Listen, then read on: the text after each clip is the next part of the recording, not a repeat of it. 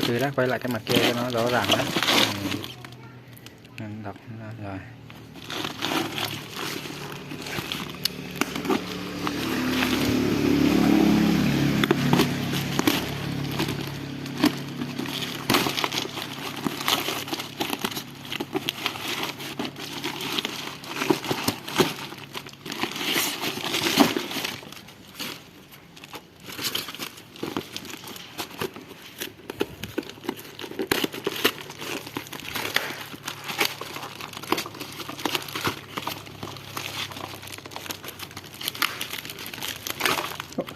Đinh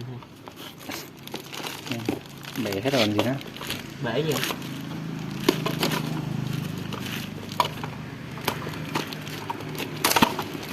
Nhẹ nhẹ này, tan hết rồi. đinh nó không yếu Là công kém thật.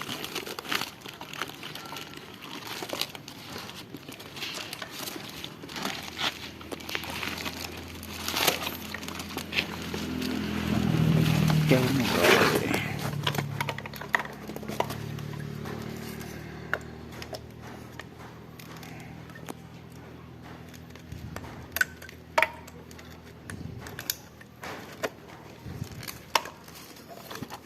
Chẳng còn cái gì.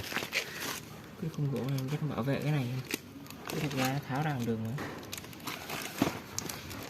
Bỏ cái này à? Ôi trời.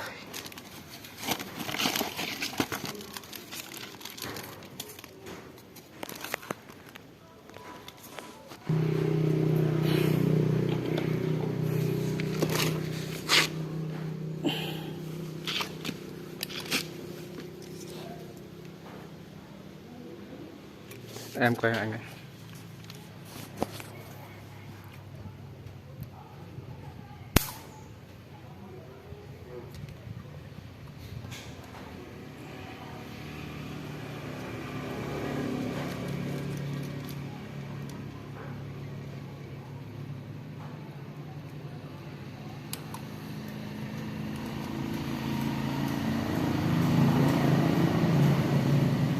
Không nóng hả? Hòn điểm ấy.